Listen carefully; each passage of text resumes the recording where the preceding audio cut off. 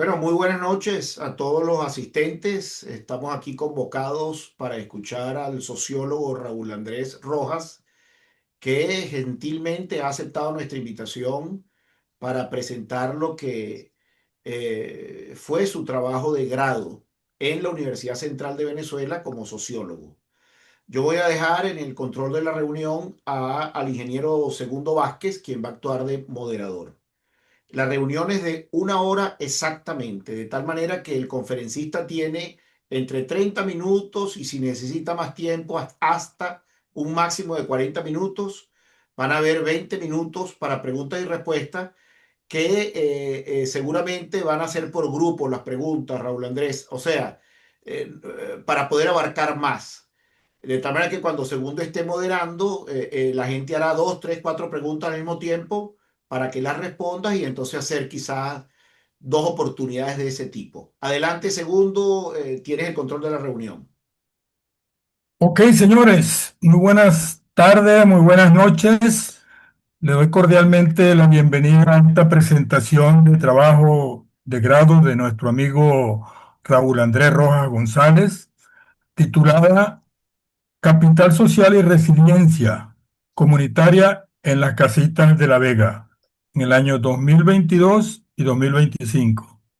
Tienen, en su contenido tiene dos términos bastante interesantes que esperemos que a partir de ahora a muchos le llame la atención y se sientan animados de buscar más sobre estos dos términos, ¿no?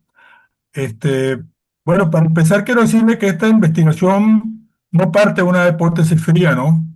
Sino de una pregunta profundamente humana. ¿Cómo hacen las comunidades para resistir, adaptarse y seguir adelante cuando todo parece adverso? Esa, esa pregunta la tenemos nosotros desde hace mucho tiempo y quizás respuesta también tenemos.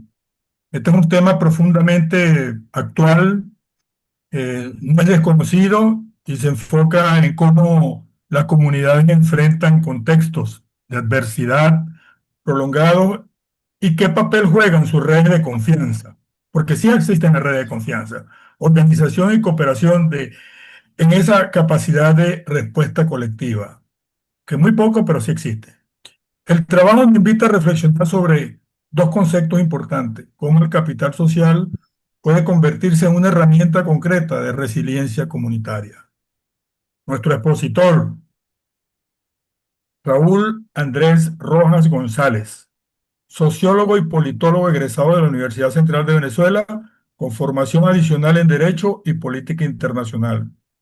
A lo largo de su trayectoria profesional ha integrado el análisis político, la investigación social aplicada y la gestión de proyectos en distintos ámbitos, desde el sector energético con PDVSA hasta la sostenibilidad corporativa con Coca-Cola FEMSA y el trabajo humanitario en monitoreo y evaluación con World Vision International. Esta combinación entre teoría y práctica se refleja en la investigación que hoy nos presenta Raúl Andrés, donde se analiza cómo las relaciones sociales pueden convertirse en capacidad organizativa real frente a la crisis. Hoy no vamos a hablar únicamente de teoría social, vamos a hablar de cómo una comunidad concreta, en un contexto de fragilidad, logra organizarse, sostenerse y proyectarse hacia el futuro. Bienvenido, Raúl Andrés Rojas González. Adelante, estamos todos oídos y muy abiertos para escuchar tu planteamiento, tu presentación. Adelante, Bien, Raúl. muchísimas gracias por la presentación y también por el espacio. Quisiera aprovechar el tiempo en poder explicar esta investigación y más allá de eso también separarme un poco de las estructuras y la rigurosidad académica que normalmente uno hace para hacer este tipo de presentaciones y tomarlo más como un conversatorio entre las partes y capaz pues también interactuar con la audiencia y ampliar, ¿no? Como toda investigación, pues no es un juicio absoluto ni es toda la realidad que podemos estar abordando en una investigación, o por lo menos no es mi pretensión en esta investigación, o no ha sido mi pretensión en esta investigación, y por eso pues siempre está constantemente nutriéndose. ¿Ok? Quisiera empezar, no sé si puedes proyectar la presentación o la puedo proyectar yo, como gustes. Trata de compartirla tú, Raúl, para ver si no tienes ningún problema. Si no, yo la comparto desde acá. Sí, pero lo que pasa es que me dice que el anfitrión lo inhabilitó, así que creo que Ajá, el entonces anfitrión... déjame hacer eso aquí. Eh, eh, Ahora están todos participantes en capacidad de compartir información por pantalla. Ok, me avisan cuando se pueda, cuando ya se vea.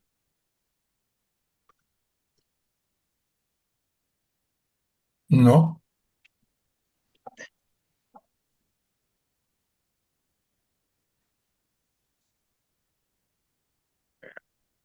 Bien,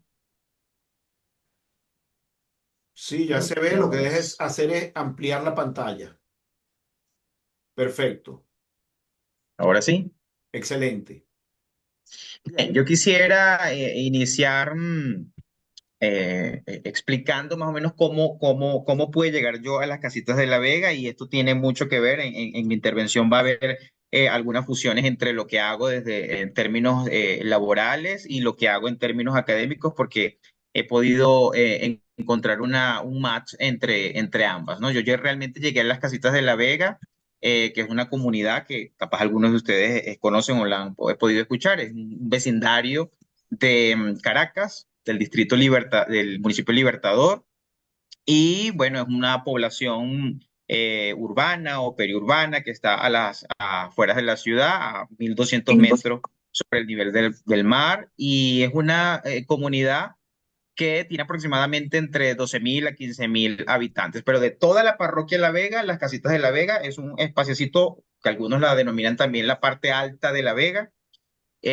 por su altitud, y es ahí donde está la comunidad de las Casitas de la Vega. Hay varios barrios alrededor, o varias comunidades alrededor, también de trayectoria y con bastante recurso como capital social. Ahora, yo llego realmente a las Casitas de la Vega trabajando, pero yo trabajaba en ese momento en Coca-Cola, y un hecho fortuito de la comunidad fue lo que me llevó a elegir estos dos conceptos. Yo, en los primeros minutos de entrevista, cuando el profesor me preguntaba acerca de cómo podía o cómo he podido fusionar eso, el trabajo y lo académico, pues creo que, y también mi experiencia académica, cómo fue mi experiencia académica en sociología, yo le comentaba al profesor que realmente yo terminé mi carga académica en el tiempo establecido, pero me tomé más tiempo en la investigación, primero porque tenía algunos proyectos de investigación que no daba con ellos en su esencia, no me sentía del todo identificado con los temas, y además porque la sociología no la quise ver como un requisito más, o el cumplimiento de un trámite académico para terminarla y ya. Entonces fue cuando, trabajando en Coca-Cola FENSA, tuve la experiencia de estar en esta comunidad, porque tenía que aplicar un proyecto de responsabilidad social empresarial, y una de las directrices que me había dado la compañía en ese momento fue que la compañía debía centrarse solamente en la comunidad y debía dejar a un lado algunos actores que pudiesen afectar o generar conflicto a la compañía. Y esos sectores eran el área política, o las organizaciones políticas de la comunidad, las organizaciones religiosas de la comunidad, aquellos entes u organizaciones que tuviesen relación con niños y niñas, sobre todo por el tema nutricional, el tema reputacional de la compañía, etcétera. Lo cierto es que teníamos que diseñar un mural, crear un mural para mejorar el esparcimiento y el espacio físico de la comunidad, y teníamos que hacerlo con mujeres. Entonces, las mujeres que teníamos para trabajar ese proyecto de responsabilidad social, que está también integrado en esta investigación como el proyecto de empoderamiento femenino, o la red, como lo pudieron haber revisado,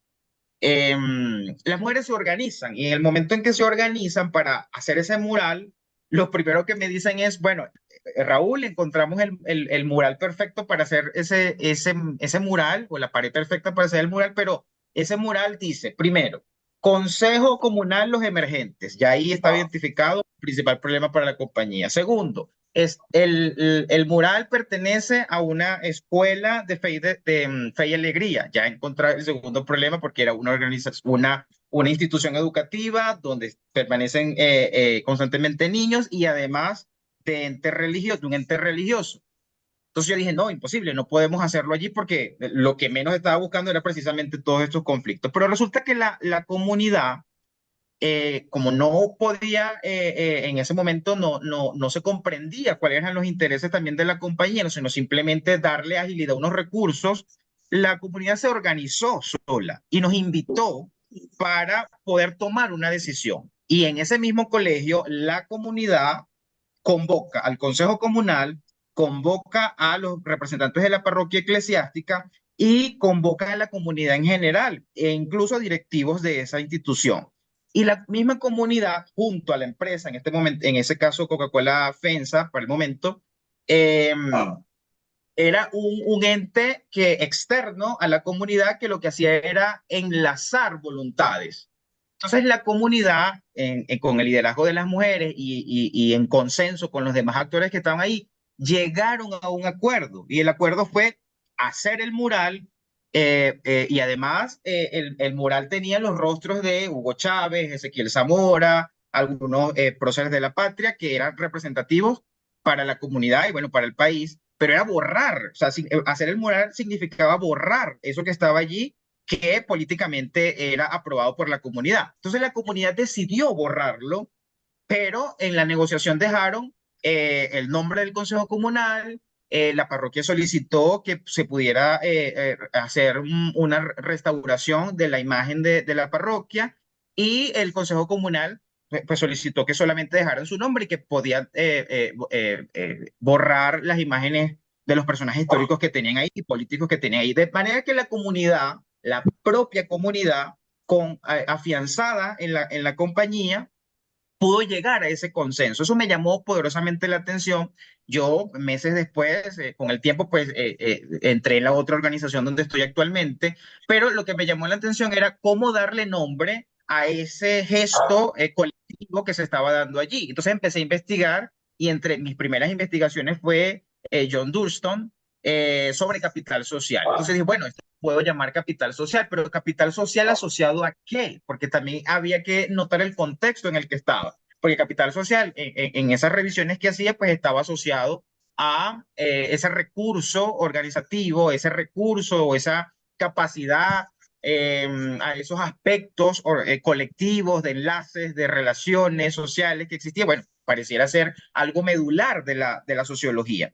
Pero lo que me llamó poderosamente la atención fue cómo ese recurso organizativo pudo solucionar un problema que trascendió lo ideológico. Y fue así como yo empecé a hacer esta investigación en el año 2022 hasta el 2024, realmente, que es donde termino de hacer la revisión en campo, en la comunidad. Entonces, parte de esa introducción que quiero destacar, que es de gran importancia desde mi punto de vista, porque fue lo que me llevó a la comunidad, pero además me llevó a la revisión de los conceptos, parte de esa búsqueda o esa necesidad de poder encontrar dentro de esta comunidad las Casitas de la Vega, que además es una de las, según algunas cifras de organismos internacionales, es igual a muchas de las comunidades, en este caso venezolanas, que se han construido en medio de adversidades, ¿no? Y el panorama social global muestra que siguen siendo afectadas por cambio climático, crisis económicas, sociales y políticas, y bueno, las Casitas de la Vega es una de estas comunidades afectadas.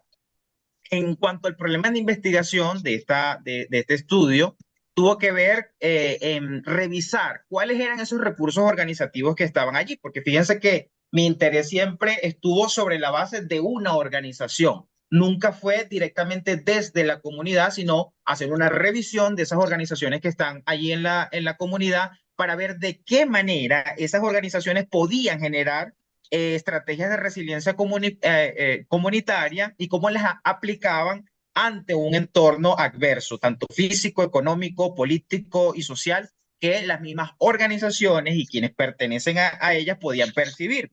Y además, como ese recurso que yo para ese momento denominaba como capital social o como un atributo organizativo, ese mismo atributo pudiese hacer un efecto que fomente las capacidades resilientes de la comunidad ante ese contexto que estaba. Entonces, de modo que el planteamiento, el problema de investigación surge de cómo esas organizaciones pueden generar ese tipo de estrategias, pero además siendo ellas un recurso de capital social.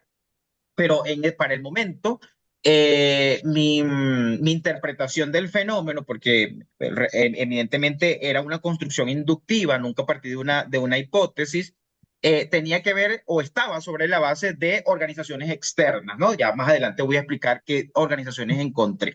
De modo que mi objetivo fue primero identificar y caracterizar esas manifestaciones de capital social desarrolladas por los distintos grupos y organizaciones y sus estrategias de resiliencia comunitaria ante un contexto adverso.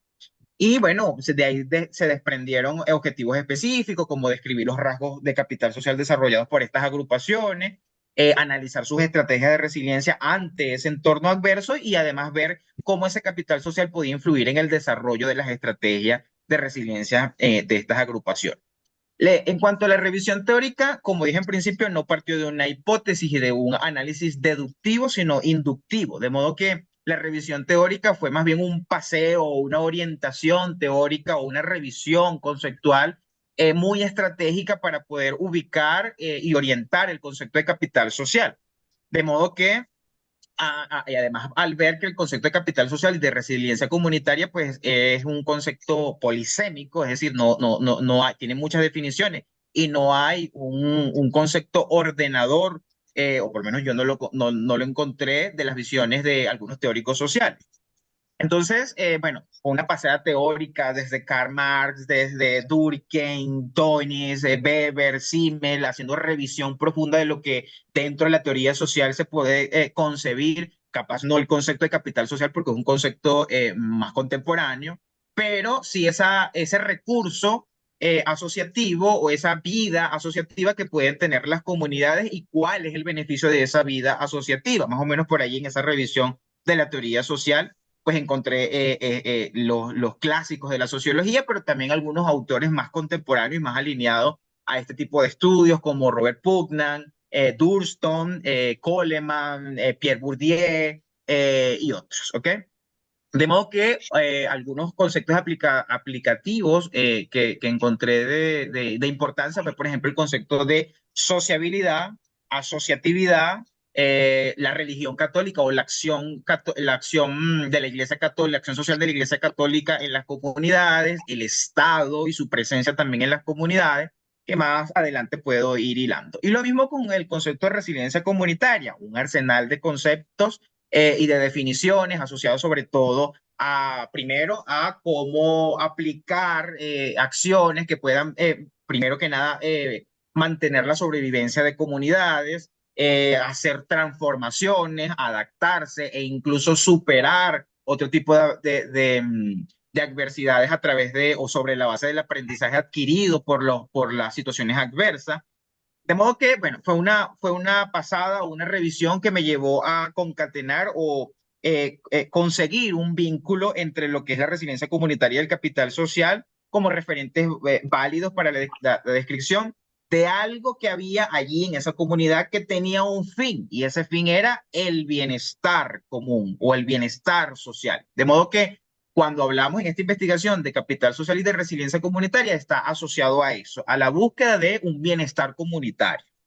Y sobre todo en una comunidad que sufre un daño, que sufre alguna adversidad física, por su infraestructura social, por los embates de la realidad social, económica, política, de modo que en medio de ese contexto frágil, pues hay también capacidades de solidaridad de la población que pueden no solamente buscar la sobrevivencia, sino adaptarse a las necesidades, a adaptarse al entorno y además de eso prosperar. De modo que eh, ese vínculo entre lo teórico y metodológico a través de la teoría fundamentada, que además fue el método que yo utilicé, me permitió poder hacer esa vinculación entre capital social. Aquí me voy a adelantar un poco a los resultados, pero es muy probable que pueda volver a estos conceptos que yo recabo, pero bueno, siguiendo la lógica de una investigación en el marco metodológico o en la revisión metodológica, pude encontrar que el capital social en esta comunidad se refiere a distintos atributos organizativos que poseen los grupos y organizaciones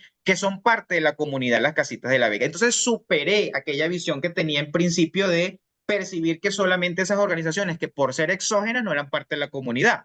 Eso me llevó también a poder precisar que la comunidad no es solamente el conjunto de individuos o el espacio geográfico, sino también que esas organizaciones que a pesar de estar fuera de la comunidad y que son exógenas de la comunidad, también las apropia la misma comunidad. ¿Por qué? Bueno, porque los enlaces que logra conectar a través de sus propios entes, como la iglesia, las organizaciones empresariales y otras que más adelante hablaré. De modo que el capital social del que estamos hablando es esto, son atributos organizativos que poseen los grupos y organizaciones que son parte de la comunidad, y estos atributos se manifiestan a través de redes de relaciones basadas en la empatía, la confianza, la solidaridad, la reciprocidad y la cooperación. Y además les otorga la capacidad de acceder a otros recursos, a generar acciones colectivas orientadas a la consecución de sus objetivos enfocadas siempre al bienestar de todos. Pero no solamente el capital social que se desprende de allí como este concepto general, sino también hay varios tipos que pude encontrar. Un capital social basado en vínculos directos, sobre todo o sobre la base de la sociabilidad primaria, un capital social que emerge de la familia, de los vecinos, de la solidaridad informal, que genera lazos de cooperación ante adversidades compartidas, pero además un capital social un poco más heterogéneo, que se genera a través de alianzas formales, y es ahí donde está el principio de la asociatividad. Un capital heterogéneo que se entrelaza entre organizaciones como las ONG, las iglesias, las empresas, pero además un capital social que emerge y que se formaliza, es decir, esas organizaciones que pudieron ver en la lectura, como las agrupaciones culturales que dejaron de ser organizaciones o grupos primarios y se convirtieron también en organizaciones siempre en búsqueda de ese bienestar. Pero además un capital social institucional con un enlace político-ideológico, que es ahí donde es posiblemente donde hay gran debate de concebirlo o no concebirlo como un capital social. Aparentemente en esta investigación así ha sido definido, pero también puede generar bastante debate. ¿Es considerado? ¿No es considerado? Y ese capital social institucional está relacionado a la participación de la comunidad o de un sector particular de la comunidad en organizaciones del Estado, del gobierno y del partido oficial. Y aquí es algo muy importante del que quiero hacer hincapié porque no hay una distinción, o yo por lo menos no conseguí una distinción más allá de la teoría, evidentemente, pero de manera in situ, las organizaciones asociadas al Estado, al gobierno y al partido no se separaban, más allá de que pudiesen estar descritas en una ley orgánica y pudiese tener una definición. En esta investigación se puede ver cómo el Estado, el gobierno y el partido oficial se fusionan en en un solo ente que construye un capital social que desde mi punto de vista tiende más a ser un capital electoral. No surge orgánicamente como los anteriores tipos, sino que se construye institucionalmente y tiene un enlace nacional basado en la Constitución y las leyes, tiene un marco jurídico de importancia y promueve, en teoría, una solidaridad nacional inclusiva y una participación en las estructuras políticas. Entonces, esa definición de capital social que se va construyendo a partir de los testimonios de las personas buscaba tenía una finalidad que era el bien social, pero esa finalidad también de ese bien social generaba o se desprendían acciones comunitarias y esas acciones comunitarias fueron definidas desde el punto de vista y desde el punto de vista de los entrevistados como estrategias para sobrevivir ante las adversidades, adaptarse a las adversidades, pero sobre todo un elemento también de importancia, superar y prosperar. Es decir, hay una visión de esperanza en las comunidades que emerge, como pueden ver en estos tres estadios, emerge de los propios vínculos de la comunidad o son fomentados por las organizaciones externas o también se desprenden de una interpretación que un grupo muy particular que participa en política también lo fomenta, que lo podemos ver más adelante.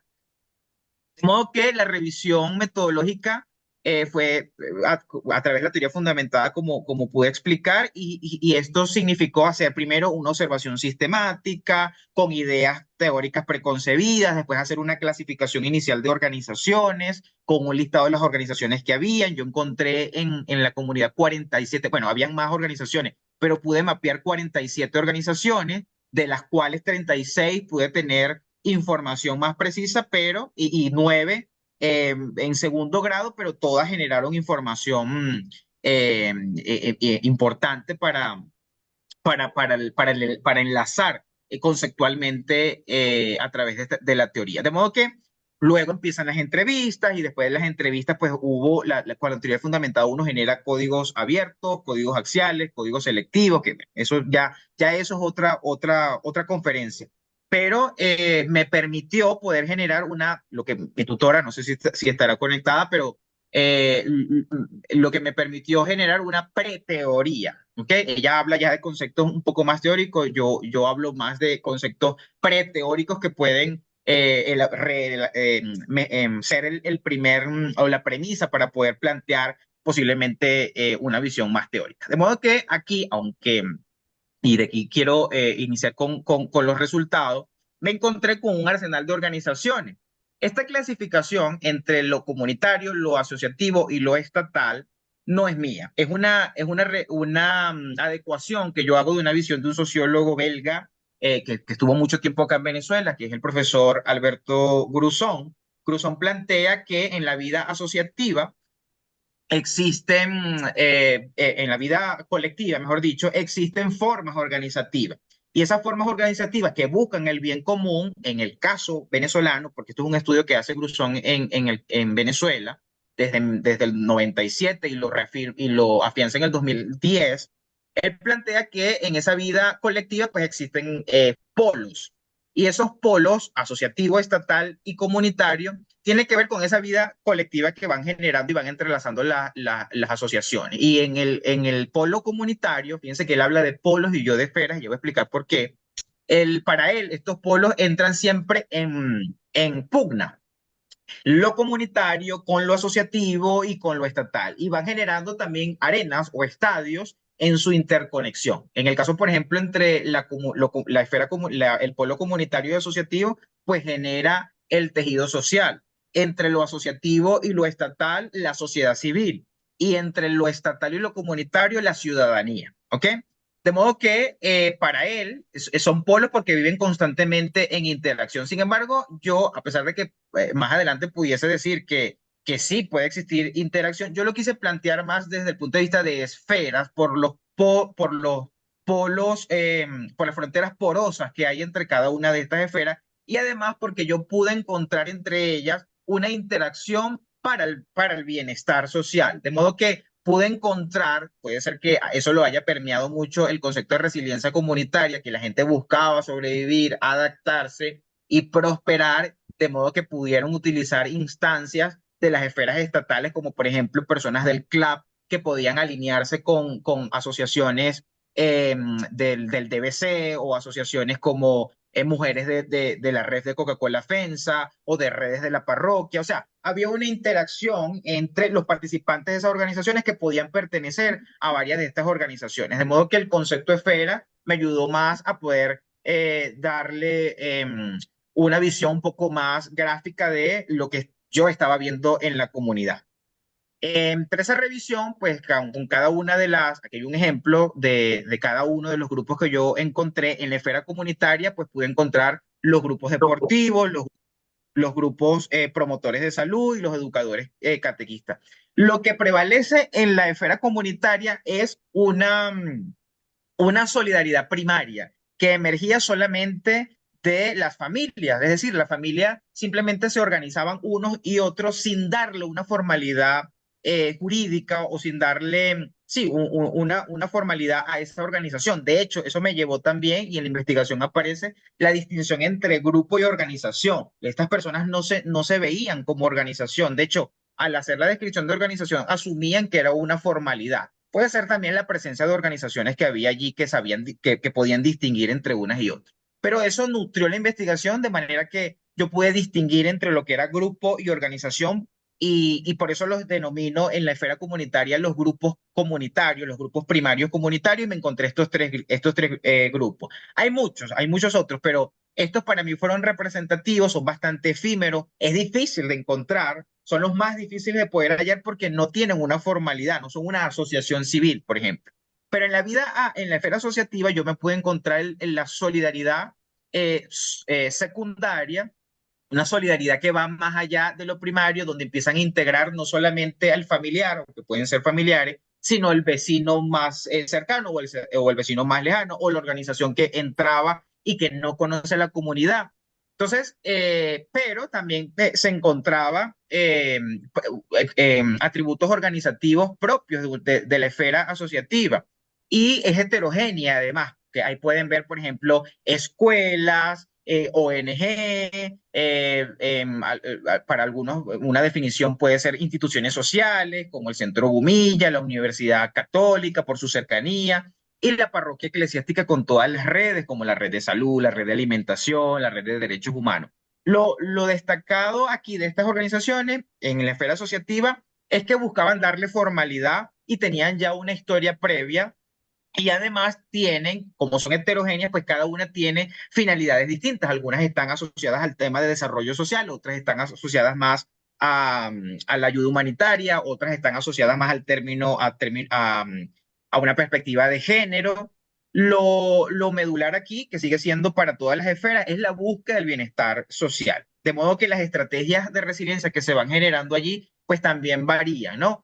Pero lo importante de destacar también en términos de resiliencia comunitaria es que la resiliencia comunitaria terminó siendo transversal a todos estos estadios. Mientras las esferas pudiesen tener esa separación, aunque interconectada, la resiliencia siempre fue eh, transversal a todas estas organizaciones. Y la esfera estatal, que desde mi punto de vista, una esfera bastante compleja y que desde mi punto de vista considero que Vale. puede ser ahondada y que puede ser No, saqué eso profundizada. porque mañana tengo que revisar Por lo que hay favor, ahí porque cierren los estoy tratando de micrófonos. arreglar.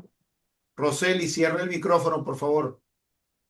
Y en la esfera estatal pude encontrar también organizaciones, desde mi punto de vista, bastante complejas, porque son las organizaciones que tienen que ver con el Estado, el gobierno y el partido. Y fue allí donde yo pude poner un poco más la lupa en el sentido de separar lo que era Estado, gobierno y partido para poder entender hacia dónde se dirigían estas organizaciones. Sin embargo, la fusión entre unos y otros es bastante compleja. El Estado como ente, y sobre todo como ente creador de políticas públicas, tenía presencia, pero también el gobierno con sus instituciones tenía presencia, y el partido también. Entonces el partido permea estas organizaciones, de modo que el sentido o la finalidad de estas organizaciones es de bastante interés poder revisar cuáles pueden ser su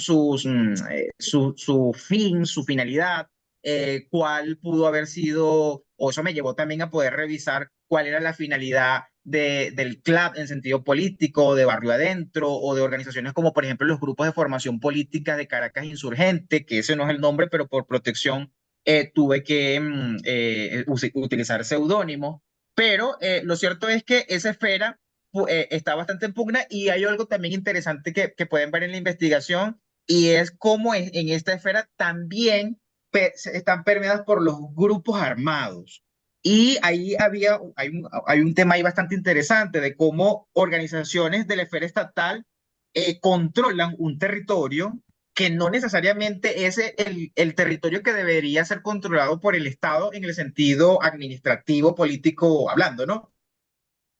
Sino territorios que pueden servir como capital electoral. Bueno, los grupos armados también tenían control y entran en pugna por ese control territorial. Creo que ahí amerita una revisión un poco más profunda para poder esgrimir qué elementos podemos hallar allí, porque bueno, evidentemente la investigación da un paneo y explora en un nivel de análisis que puede ser profundizado. Lo cierto es que allí también hay un capital social importante, pero es un capital que emerge o que viene desde arriba, desde la institución estatal, y es de gran importancia y otro de los elementos también importantes de esta esfera es cómo las personas pueden separarse de esa intencionalidad política que tiene el partido se deslastra incluso muchas veces de ese lineamiento político para poder atender necesidades. De hecho, también se puede ver cómo las personas que pertenecen a estas agrupaciones se enfrentan a la misma estructura de un consejo comunal para poder decir, bueno,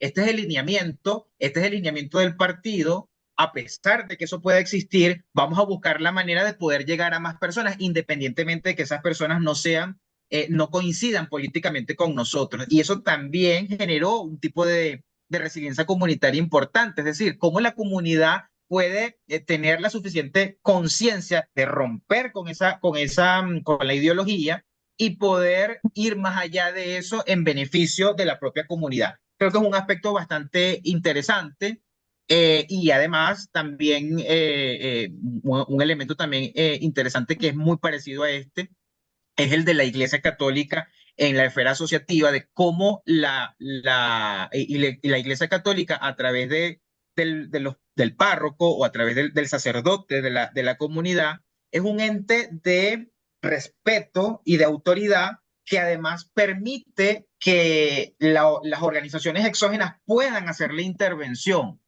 Normalmente y eso también lo pude ver en esta investigación, las organizaciones exógenas cuando buscan, de acuerdo a un mapeo más demográfico y geográfico, además de las necesidades, poder identificar estas necesidades, para poder tener intervención en estas comunidades, se apoyan en la institución religiosa por el respeto y la legitimidad que tiene la Iglesia Católica en la comunidad y de así poder tener una aceptación en la comunidad. Esto es de gran importancia, sobre todo para los planes de intervención y los planes de intervención que pueda tener cualquier organización externa, de cómo a través de los líderes religiosos puedes llegar también a las comunidades y así también con los líderes comunitarios. Entonces, ese tejido que se va construyendo entre estas esferas, nunca los vi como polos, sino en este nivel de análisis lo vi como un tejido de solidaridad común, como un tejido que busca además el bienestar común, el bienestar social de cada uno de ellos. Entonces, eso me llamó la atención de esta investigación, de cómo se entreteje entre unos y otros independientemente de lo ideológico. Pero así como se ve eso, pues también se ve lo contrario, ¿no? También se ven diferencias y bueno, como toda vida comunitaria, pues evidentemente siempre va a haber conflictos y siempre va a haber diferencias. Pero una de las características propias de esta comunidad, que a pesar de que esta es una fotografía desde el punto de vista sociológico, pues es una fotografía actual, es una fotografía en tiempo real.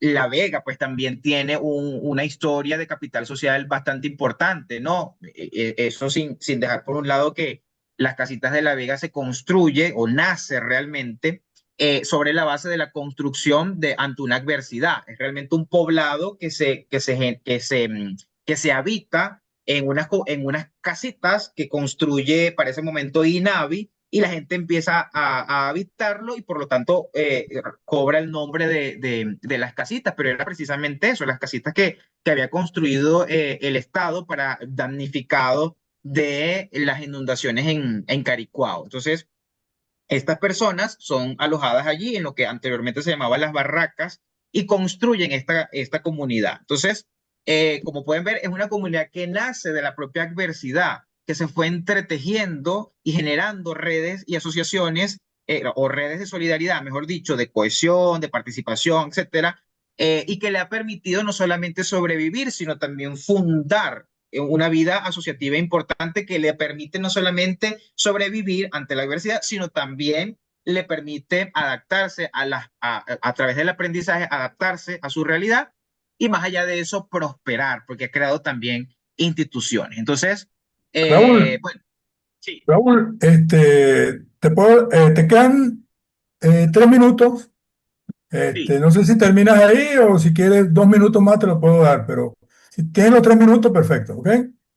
Yo concluiría, aprovechando esa pequeña extensión, yo concluiría que esta investigación es un primer paso para futuras investigaciones. Es realmente una fotografía exploratoria de lo que es la vida asociativa y también comunitaria de una comunidad en un contexto frágil, en un contexto histórico importante también para el país. Y creo que esta investigación es importante también para poder aprovechar esa revisión o ese mosaico organizacional que tenemos de importancia para pasar a otros estadios de importancia para el país, como lo es, por ejemplo, el desarrollo y la construcción de paz y de convivencia para el país. Con eso finalizo. Gracias, Raúl, gracias, muchas gracias por esa presentación tan valiosa y tan sólida, ¿no? Realmente muestra, digamos, la profundidad de la vida comunitaria, en este caso en la Casita de la Vega, pero que nosotros estamos seguros que muchas comunidades viven bajo digamos, estas rigurosidades, pero sin embargo también nos damos cuenta que a pesar de que las comunidades eh, sufren de la crisis, ¿no? También son capaces de procesar colectivamente y producir respuestas sociales, ¿no? Entonces, Sí, realmente la resiliencia no es un acto individual, ¿no? Es más bien algo que se construye colectivamente, algo social que se construye colectivamente. Bueno, en así nombre es. de los presentes, te felicito porque aparte de toda la rigurosidad metodológica y la profundidad de la teoría que tuviste que pasar, está la parte más importante todavía, que fue la sensibilidad social con la que abordaste el estudio y pudiste tener esa aceptación dentro de las comunidades, ¿no? En los momentos en que estamos viviendo, ¿no? Entonces, ahora vamos a abrir el espacio de preguntas para alguien que quiera profundizar un poco más sobre este trabajo y vivencia, porque no puedo llamarlo de otra manera, porque estar en medio de comunidades en estos momentos era no solo un cumplimiento de un objetivo tuyo como estudiante, sino algo más importante de sobrevivencia, de compartir, de ser aceptado, de no ser rechazado. Y de verdad que te felicito mucho. Te felicito por todo ese logro que alcanzaste. Están abiertas las preguntas, para cualquier que quiera participar. Pero yo levanté la mano, José Segundo. Bueno, es que se me fue en ese momento cambió la pantalla y se me fue para la esquinita izquierda. Adelante, No, Carlota, bienvenida. no, pero revisa a ver si hay otro que pidió la mano, porque que levantó la mano. Mira, no, yo realmente recogí parte de cosas que hemos trabajado nosotros aquí, Andrés, ¿no? Que se llama Andrés. Que los espacios comunitarios sí están muy reservados no muy reservados, tienen presencia activa del PSV, del partido de gobierno, y el partido de gobierno ejerce un control sobre esas instancias. Sin embargo, entre ellos, según te oí y quería que me trabajaras esa experiencia, sin embargo, entre ellos... Y esto es bueno, que le están hablando la vaina. Por favor, cierren los micrófonos, Eliana, por favor. Gracias. Adelante. Entre los miembros de la comunidad, a pesar de que existe la presencia en las instancias, no hay ese odio, no hay, trabajan juntos, hacen cosas, como que Disculpa, Lácide tiene el micrófono abierto, María Consuelo también tiene el micrófono abierto.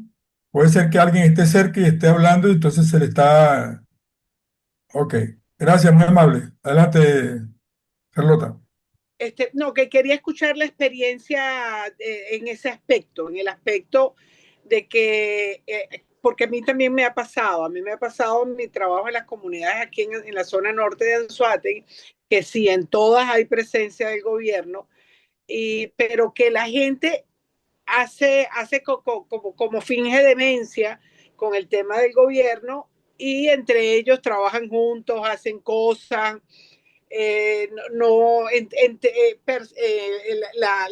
la compenetración entre ellos se da con facilidad. Entonces quería que Andrés me hablara de ese punto específico de la experiencia que tuvo. Sí, algunas experiencias que tuve allí, bueno, son varias, ¿no? Pero, por ejemplo, dos importantes que tiene que ver ya, y lo dije en principio, por ejemplo, el tema de la construcción del mural. En la construcción del mural, que es previo a la investigación, voy a hablar un ejemplo previo y voy a hablar estando en la investigación. En ese ejemplo previo, por ejemplo, una de las decisiones que tomó la comunidad fue ilustrar rostros de mujeres que ideológicamente no eran afines. Entonces había mujeres de referente socialista y había mujeres que no eran de referente socialista. Eso fue por ahí, o sea, poner dos rostros en una comunidad que políticamente son contrarias fue un gesto también de transversalizar lo comunitario por encima de eso. Pero hay otro también bastante importante, por ejemplo, se daba cuando la comunidad solicitaba entregas del CLAP y el CLAP se hacía en una institución educativa que estaba solamente presta para las actividades privadas. La comunidad también tenía las puertas abiertas para poder ingresar allí, poder hacer distribución de las bolsas de comida y se fusionaban unos y otros. Hay otro elemento también de solidaridad y fue cuando en un momento algunos grupos se robaron las bolsas.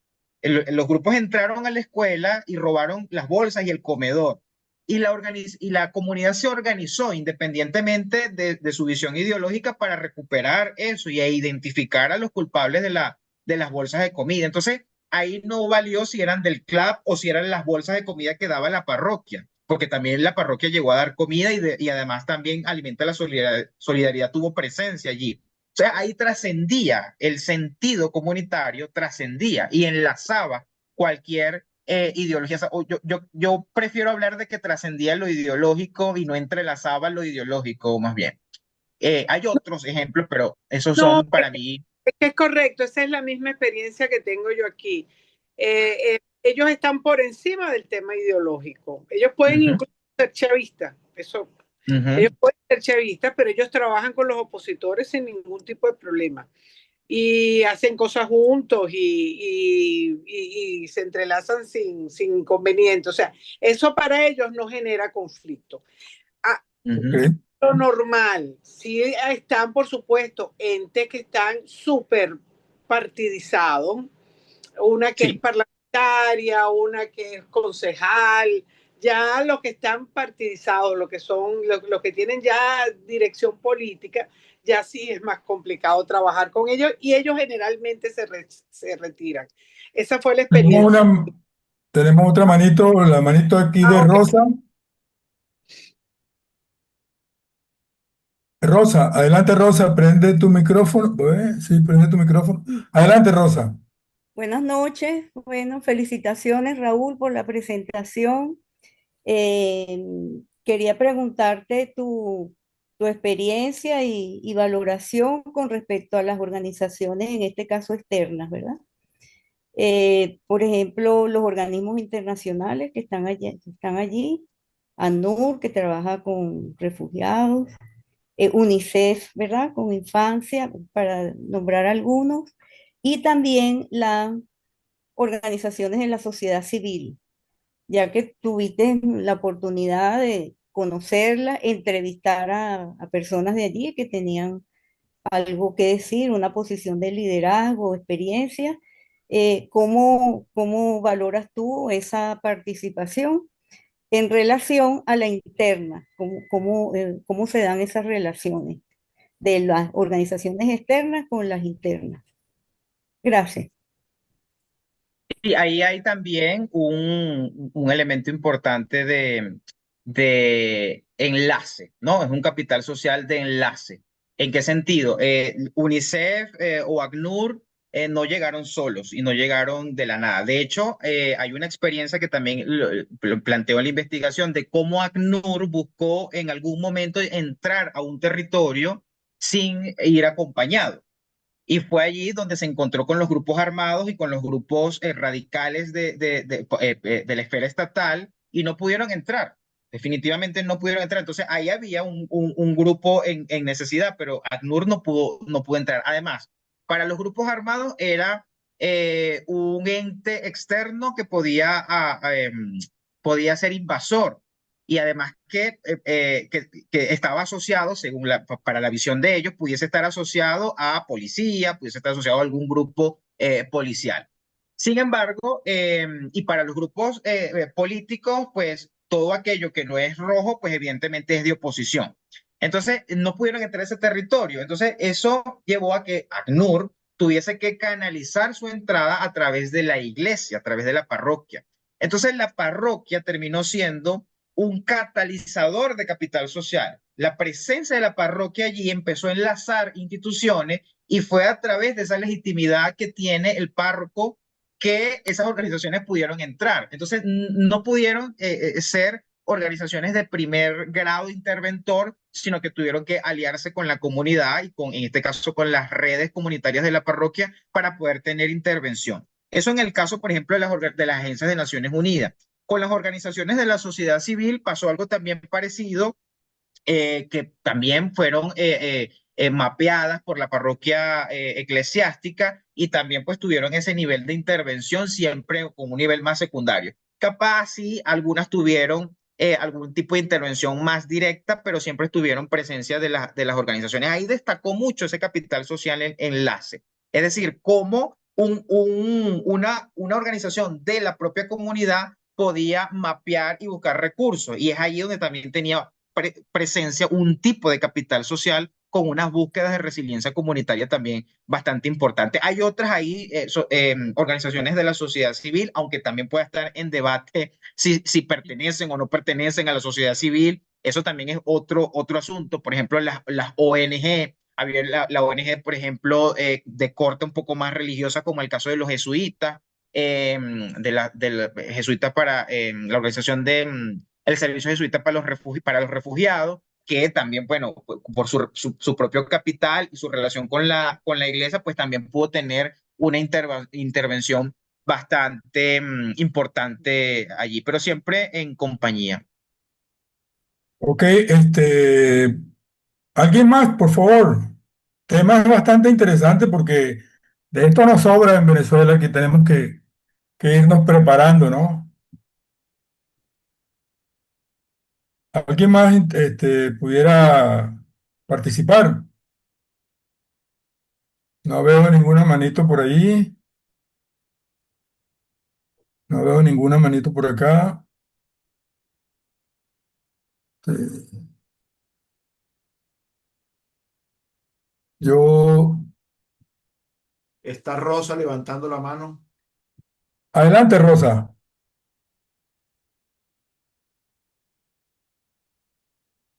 A ver.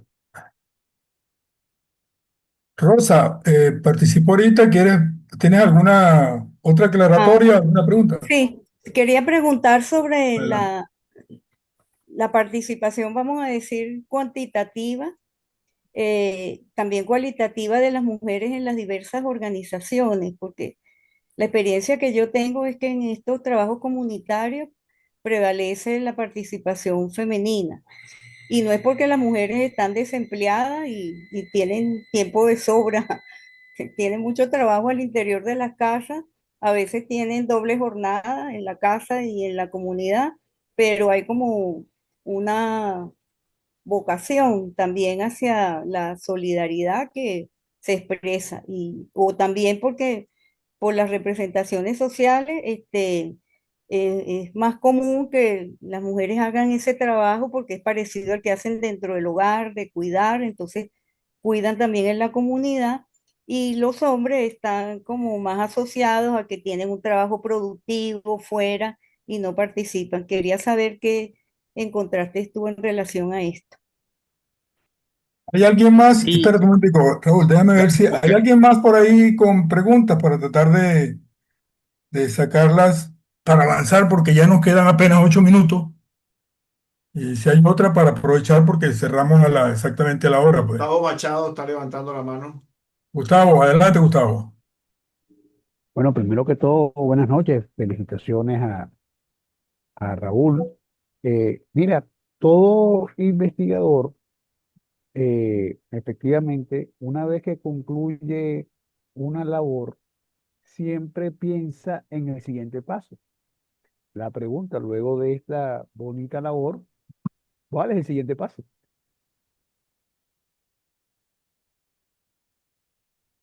Gracias. Sí. Bueno, no sé si hay Adelante. otra.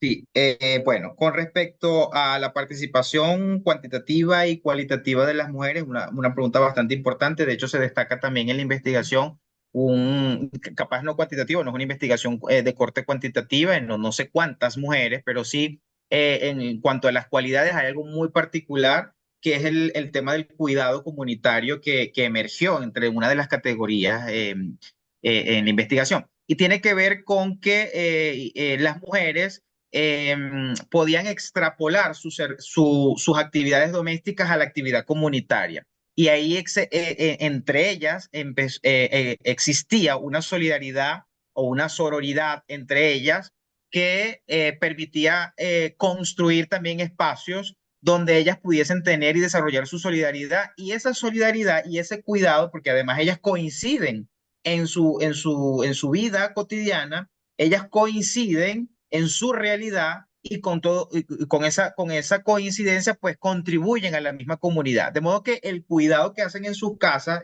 fue algo destacado, también se hacía en lo comunitario. Entonces, esa soledad o ese aislamiento que llamaba la profesora y las largas horas que tienen el cuidado familiar o el cuidado doméstico, pues el resto de las horas también lo contribuyen en la comunidad. Eso también da pie a poder justificar ese tipo de liderazgo o esa cantidad de mujeres líderes en las comunidades que asumen que la comunidad también es parte o es un hogar un poco más grande, entonces ya sería como un sentido, dirían los griegos, del koim, del espacio común, de la polis o de ese lugar donde las mujeres extrapolaban su vida más privada, ¿no? Eso también llama la atención porque pudiese uno revisarlo en términos de otros autores, como por ejemplo Hannah Arendt, que plantea los espacios de las esferas privadas, cómo eso se puede llevar a un espacio más público, más social, cómo se construye comunidad a través de esa visión un poco más privada o un poco más, sí, privada, porque no es estrictamente íntima, pero sí. Entonces, de modo que sí, hay bastante participación de las mujeres, gran parte de las personas en términos de comunidad que me tocó entrevistar eran mujeres. De hecho, cuando me tocó estar en la comunidad, porque a mí me tocó hacer la observación participante, o sea, convivir en la comunidad, estar en la comunidad, percibir incluso los riesgos en la comunidad, pues me tocó con una líder comunitaria, con una mujer. O sea, mis conversaciones llegaban hasta 2 y 3 de la mañana sobre los asuntos comunitarios y era bastante interesante. Con la última pregunta de Gustavo Machado, pues sí, pues coincido bastante. Cuando uno terminó una investigación, lo primero que a mí se me vino a la mente fue anotar cosas que pudiese profundizar. Y fíjense que cuando hablaba y presentaba la investigación siempre decía, se puede profundizar en esto, requeriría profundizar en aquello. Y creo que el siguiente paso en términos académicos es lo que estoy haciendo actualmente, construyendo un proyecto de investigación para el doctorado en psicología social que tiene que ver con la conciencia comunitaria, es decir, adentrar un poco más en esa construcción que hacen, subjetiva además, que hacen las comunidades para poder tomar decisiones, para poder accionar y sobre todo para poder transformar. Y además para poder tomar ese estado de conciencia importante para poder asumir su propia realidad y buscar la forma de transformarla. Entonces, ahora ando en términos de, aunque es parte también del capital social y de esa resiliencia comunitaria, ando más hurgando en términos de la conciencia y de la conciencia comunitaria. ¿Alguna otra pregunta, señores? Segundo, yo tengo una pregunta, pero he tenido problemas para levantar la mano. No. Y Ok, también adelante, está, Pedro, adelante. Ok, Tenemos ok, 3 minutos, tenemos 3 minutos. ok. perdón, segundo, Bueno, 1 minuto. también está Roseli levantando la Ok. mano. Vamos a Es que, reunir todas las preguntas que hayan para que Raúl Andrés haga su última intervención y luego cierre segundo. Entonces, ok, Roseli, Pedro, pregunta. Ok, Pedro, adelante y después Roselis. Ok, disculpa, Roseli, las damas deberían ser primero, pero en este caso voy a preguntarle a Raúl Andrés. Raúl, Gracias. es una pregunta muy general. ¿Cómo observaste tú la comunidad? ¿La comunidad está lista o va en camino a poner más peso en su libertad y su autosuficiencia y menos peso a depender de un Estado o todas las gestiones tengo que hacerlas a través del Estado? Se me ocurre un ejemplo, por lo menos si tengo que tener una cancha, la comunidad está lista a comprar un terreno y autogestionarse, y si hay que buscar una ayuda al Estado, la minimizo porque la comunidad está primero, nosotros somos primero, o es el caso contrario. Segundo, perdón, también hay una pregunta de Dilia en el chat. No sé si tú la puedes leer para que la sumes a Sí, vamos a darle a la otra persona que había levantado las manos, Roseli. pero Roselis. Hola, buenas noches. No sé si ahora me escuchan y pido disculpas porque se me activó el micrófono como en la entrada. Primero que nada, pues felicitarte, Raúl. Estoy supremamente orgullosa con el trabajo que hiciste y quisiera preguntarte si a partir de tu investigación, claramente, si consideras que la resiliencia comunitaria surge principalmente de las propias dinámicas de la comunidad o más bien de la interacción con actores externos como el Estado u otras organizaciones sociales que inclusive creo que las mencionaste. Imagino que esto fue parte de las conclusiones de esa investigación.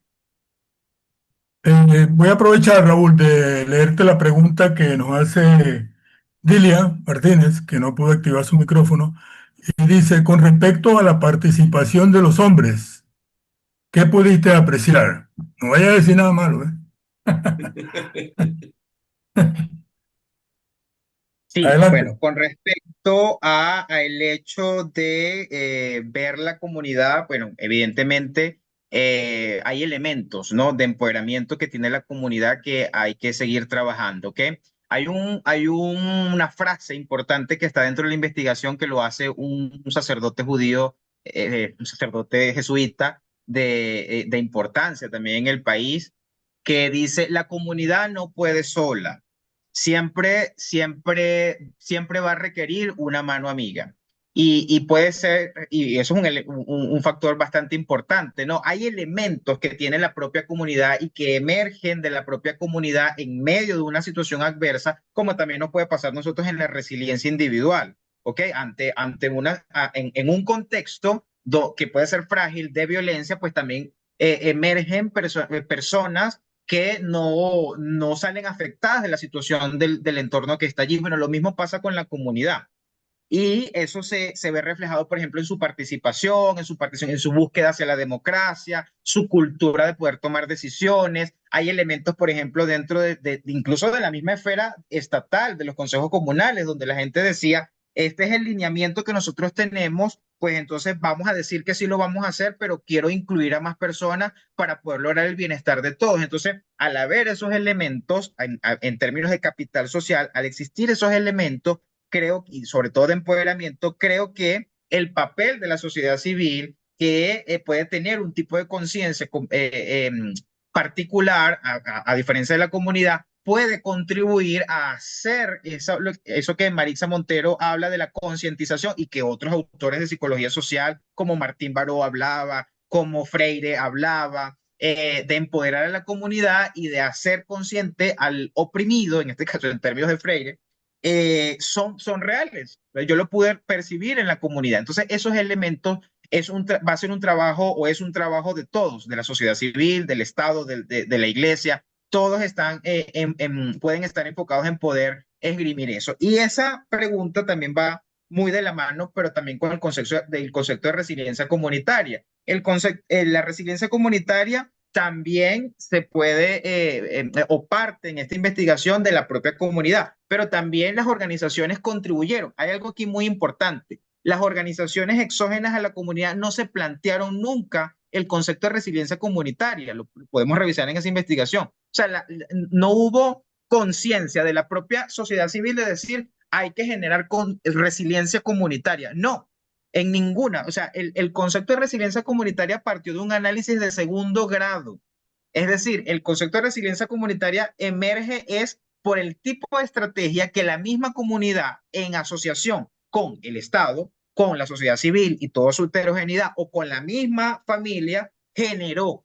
Por eso es que hubo esa clasificación y a partir de ahí estadios de esa resiliencia comunitaria. Entonces sí, la resiliencia comunitaria, por un lado, parte de la propia comunidad que tiene conciencia de eso y que además tiene una memoria histórica y eso está muy asociado a la cultura que nosotros tenemos como sociedad, la cultura democrática, etcétera, etcétera. ¿De dónde viene que la comunidad pueda salir a votar en contra de alguien que puede estarle dando la sobrevivencia? O sea, hay algo allí en la conciencia comunitaria que hace que la gente asuma que su participación puede transformar también su realidad. Y eso lo vimos también en términos más numéricos en la participación electoral de los años siguientes, ¿no? Del cual no hablé en esta investigación, porque es previo a esas elecciones, pero que me dio elementos para poder entender ese margen de participación que tuvo la gente, ¿no? Y además esa búsqueda de poder lograr una transformación de su propia realidad a través de una vertiente bastante importante que es la política.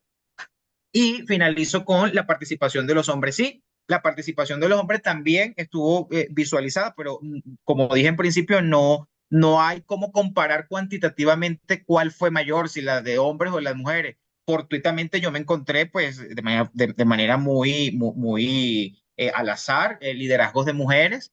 Sin embargo, también hubo presencia de hombres.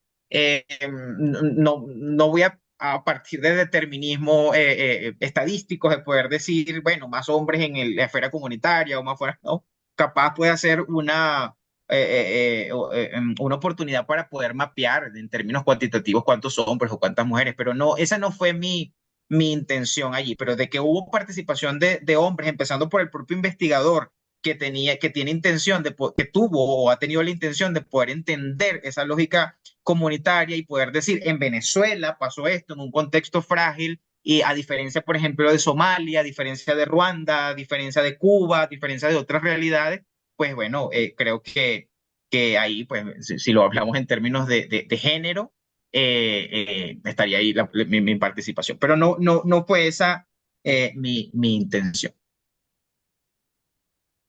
Ok, ok. ¿Alguien más? Ya nos pasamos de 5 minutos. Creo que vamos a cerrar dándole primeramente las gracias a Raúl y a la audiencia. Y bueno, como conclusión pudiéramos decir que el trabajo no describe una realidad, propone una forma distinta de comprenderla y nos invita a mirar las comunidades no desde la carencia, sino desde sus capacidades organizativas.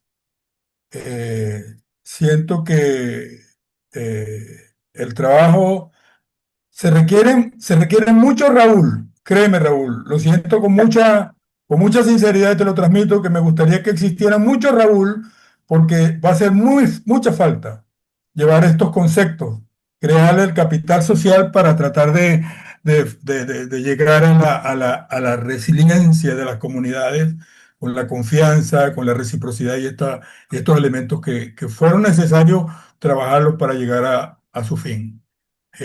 Muchas felicitaciones y Gracias. muchas gracias. Muchas gracias a todos. Gracias a ustedes. Gracias, Raúl Andrés, por haber aceptado nuestra invitación. Creo que todos nos dimos un banquete con tu presentación, un trabajo de verdad, a fondo, tanto conceptual como empírico, y creo que es un aporte muy valioso, ¿no? Gracias también a Segundo Vázquez, pues, por su moderación. Y ya para despedir, pues, esta sesión, un minuto adicional para ti, Raúl Andrés, que te despidas de la audiencia. No, muchísimas gracias a la audiencia por haber asistido, por sus preguntas que también son exploratorias y que me motivan también. Y bueno, a ti, José María, Segundo, por la invitación. Muchísimas gracias. Creo que no sé si se requerirá mucho, Raúl, pero yo devuelvo esa apreciación y diría que también hacen falta más José María y más Segundo para que nos den espacio mostrar nuestra realidad, poderla comparar y poder incluso empezar a hacer planes para ayudar a las comunidades a continuar, a mejorar, creería yo, eso. Muchas gracias. Quiero que te lleve las felicitaciones de todo el grupo en el chat.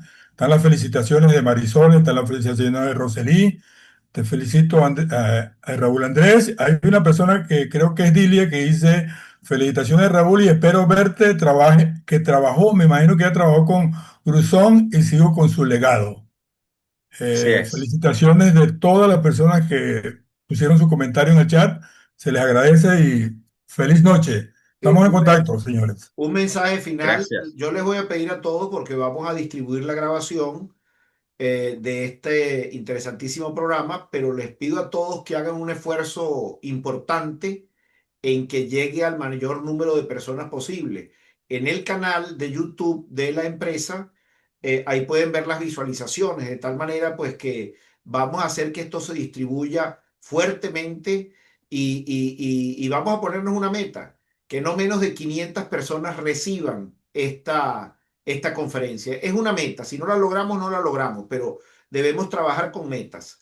Y yo creo que ese es un número que se merece Raúl Andrés Rojas por su excelente presentación. Vamos a ponerlo en la meta de 500 personas que vean esta conferencia. Feliz noche para todos. Gracias. Buenas noches. Igualmente.